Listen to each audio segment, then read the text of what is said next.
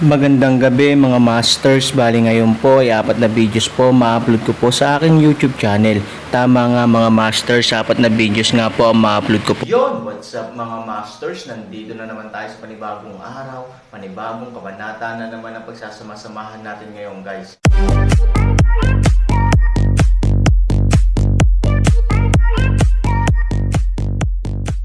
Bali mga masters, kung bago ka pa lang po sa aking YouTube channel, please click the subscribe button, lalong-lalo na po yung notification bell guys, para maging connected pa rin tayo sa isa't isa at maging updated kayo sa mga susunod ko pang video. Bali mga masters, bago natin umpisahan ng kwento ay mag-shoutout po muna tayo para sa mga solid nating tagapakinig. Shoutout kay Danino Wamar at shoutout kay DM3XT. Yun na nga mga masters, no? Bali hindi na ito patagalin. In 3, 2, 1, let's go! Mga master, magbabalik tayo sa pag-upload ng 4 na videos everyday simula ngayon araw. Salamat sa solid na pagsuporta mga master. Kabanata 3276 hanggang 3300. Upang hindi ipagpatuloy ang pagtalakay sa bagay na ito kay Chi-Hien, maaari lamang baguhin ng Aaron ang paksa at tanungin si Chi-Hien, anong meron sa akin ngayong gabi? Chi-Hien sa harap ng Aaron escape problema, ay nagpakita ng isang malakas na paghamak at kawalang kasiyahan, malamig na tumingin sa Aaron, sinabi, mawalan ng timbang. Aaron ngiti, sinabi, ay hindi ganap na binuo, nagsimulang mawalan ng timbang, hindi natatakot sa dysplasia. Sa mga salitang ito, sinasadya ni Aaron na tumingin sa dibdib ni Chi-Hien, na naging dahilan upang magngangalit si Chi-Hien. Ang komunikasyon sa pagitan ng dalawang bata ay tulad ng isang may sapat na gulang.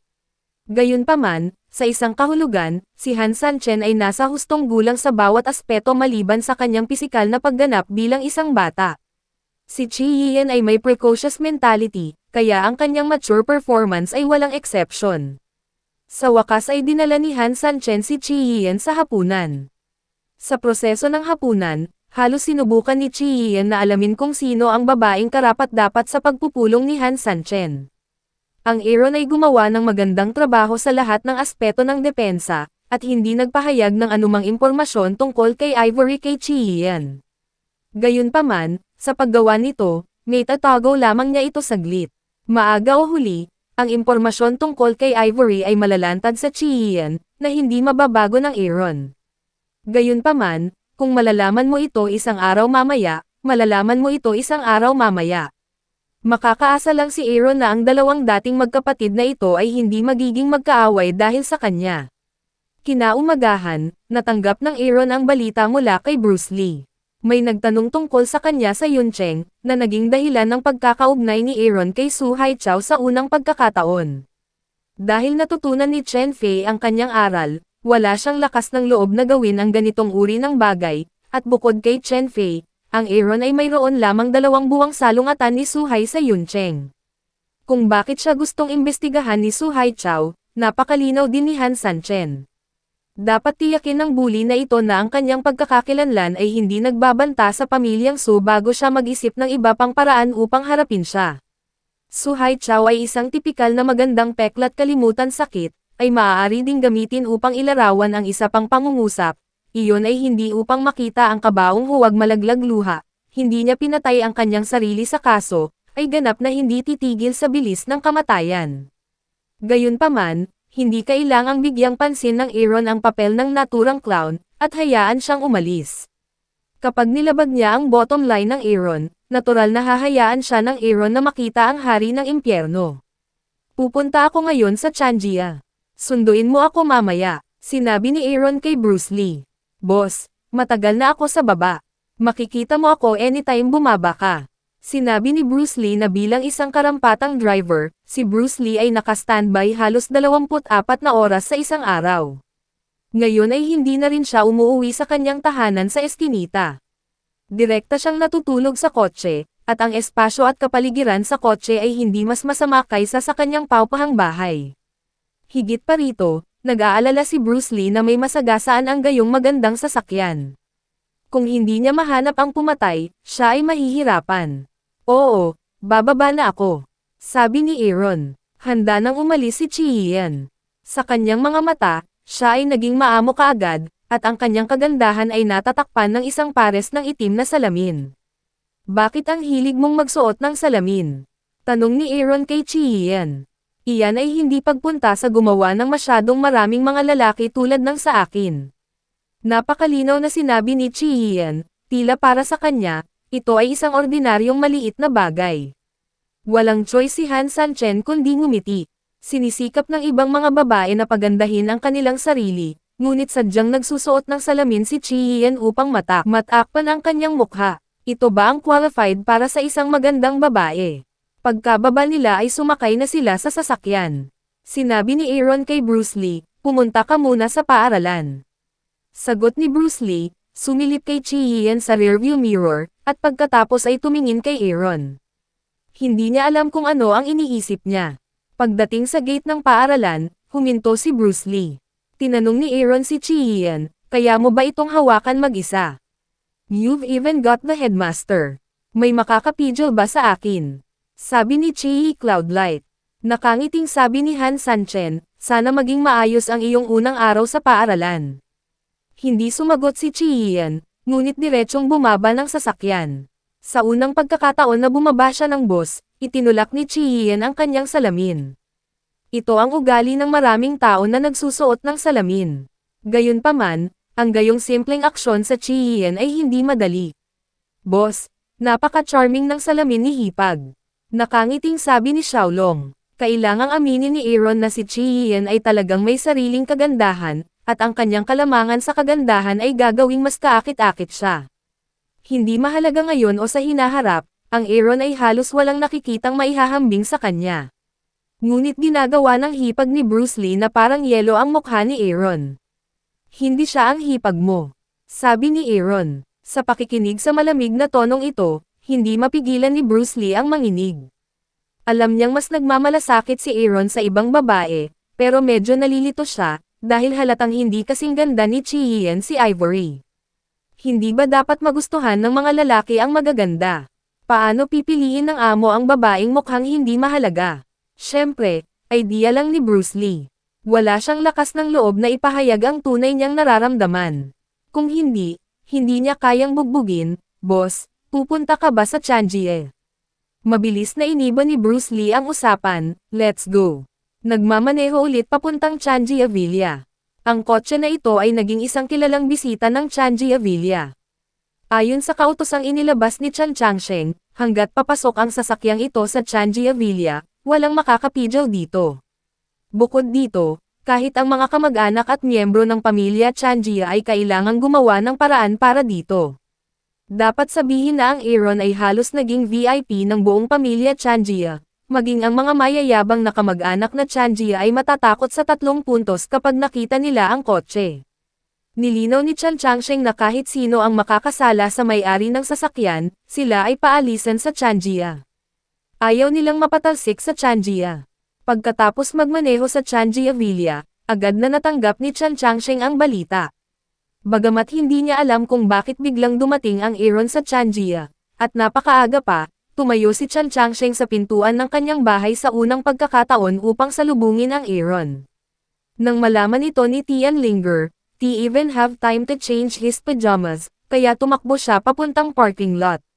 Si Aaron ay hindi maaaring tumawa o umiyak tungkol sa labis na sigasig ni Tian Linger, ngunit ang batang babae na ito ay itinuturing ni Aaron bilang kanyang kapatid, kaya't maaari lamang itong tanggapin ng Aaron. Hawak ng mahigpit ang braso ni Aaron, tinanong ni Tian Linger si Aaron sa mahinang boses, Kuya, maaga ka bang pumunta sa akin? Hindi pa ako nagigising. Hindi ako nagising. Bakit hindi ako natulog? Nakangiting tanong ni Aaron. Nandito kayong lahat. It would be impolite of me not to come to see you. Tumingin si Tian Linger kay Aaron na may nagrereklamong mukha. Mukhang sinisisi niya si Aaron sa pag-istorbo sa panaginip niya sa umaga. Pero wala ako dito para sayo. Walang awang sabi ni Aaron. Biglang bumulong si Tian Linger sa kanyang maliit na bibig at sinubukang tanggalin ang kamay ni Aaron, ngunit hindi niya ito ginawa sa huli. Ito siguro ang dahilan kung bakit ayaw niyang sumuko. Sa harap ng sitwasyong ito, maaari lamang magmukhang inggit si Bruce Lee. Hindi lang si Chi-Hien ang nagbibigay ng puso sa panganay na kapatid. Ngayon kahit na ang panganay na anak na babae ng pamilya Tian ay nagkukusa sa panganay na kapatid na lalaki. Kung titingnan mo ang iyong sarili at naglalakad sa kalye nang hindi tinitingnan ng mga nakakadiri na mata, pakiramdam ni Bruce Lee ay maswerte. For this kind of girl's initiative, he don't dare to dream about it at all. Kuya, hinahanap mo ba si Lolo? Nagtatanong ng paraan ang espiritong anak. Oo, may gusto akong pag-usapan sa kanya. Sabi ni Aaron. Interesado si Tian Langer at nagtanong, Kuya, ano ang gusto mong gawin? Gusto mo bang makipaghalikan sa akin? Biglang sumakit ang ulo ni Aaron, pero tinuring niya si Tian Langer bilang kapatid niya. Paano siya makakagawa ng baby kiss kay Tian Langer? At hindi sila sanay sa adjective na, baby kiss, sa kanilang edad. Tinatrito kita bilang sarili kong kapatid. Sabi ni Aaron. Dahil dito, muling natahimik si Tian. Bagamat tinawag niyang kapatid si Aaron, hindi niya akalain na magiging kapatid siya ni Aaron. Kahit sa puso ni Tian Linger, itinuring na niya si Aaron bilang kanyang kasintahan, dahil si Aaron ang pinakamakapangyarihang tao na nakita niya, kumpara sa ikalawang henerasyon ng mayayamang anak sa ibang pamilya, mga basura lang ang mga iyon. Ayokong maging sarili mong kapatid. Ang araw na espiritu anak shrivels bibig upang sabihin. Hinaplos ni Han Sanchen ang kanyang templo. Ngayon ay bigla niyang naramdaman na masyado pang maaga para sa kanya na pumunta sa Yuncheng, para mas maging komplikado ang mga emosyonal na bagay. Kahit si Han Sanchen ay hindi makontrol ang mga bagay na ito. Kung alam mo ito, maaari kang pumunta muna sa pamilya Nangang upang makita kung ano ang nasa kamay ni Nangang Boleng na may kaugnayan sa Apocalypse. Bakit ayaw mong magsalita? Ang araw na espiritu anak ay hindi naghintay na sumagot, hindi makapaghintay sa Aaron humingi ng paraan. May importante akong pag-uusapan sa lolo mo. Kapag hindi ka nagising, matulog ka na. Sabi ni Aaron. Galit na galit si Tian Langer na umiikot ang kanyang mga mata, ngunit hindi siya maaaring maging masyadong mapangahas sa harap ng maunlad na kalangitan. Aaron, puntahan mo ako ng maaga. Ano ang importante? Tanong ni Tian Changsheng kay Aaron na may ngiti sa labi. Matanda, gusto kong magsimula ng isang kumpanya. Diretso ang sinabi ni Aaron, ito ang layunin niya upang mahanap si Chan Changsheng. Ang Aaron ay walang kapangyarihan sa Yuncheng sa kasalukuyan. Mayroon lamang siyang tiyak na posisyon sa harap ni Chan Changsheng at Moyang. Ito ay gagawing Aaron ay walang paraan upang harapin ang maraming bagay na mas mahusay, at hindi niya maaaring hayaan sina Chan Changsheng at Moyang na sumulong sa tuwing siya ay nakikipagkita sa isang bagay. Sa kasong ito, upang mapabuti ang kanilang katayuan ay ang pinakamahusay na pagpipilian. Siyempre, ang Aaron ay maaari ding pumili ng isa pang paraan upang malutas ito, iyon ay ang karahasan, ngunit hindi masyadong gusto ng Aaron ang ganitong paraan, at ayaw niyang maging isang mamamatay tao. Maliit na bagay ang magtayo ng kumpanya. Ano ang gusto mong gawin? Tinanong ni Tian Changsheng, ang ganitong uri ng maliit na simpleng kahilingan, makakatulong siya sa Aaron na gawin. Real estate, bubuuan ko ang Western District ng Yuncheng. Sana matulungan mo akong manguna sa bagay na ito. Sinabi ni Han Sanchen na pagdating sa pagbuo ng mga bagong urban area, kailangang makipag-ugnayan sa mga opisyal na tao, kaya naman gustong hanapin ni Han Sanchen si Chan Changsheng.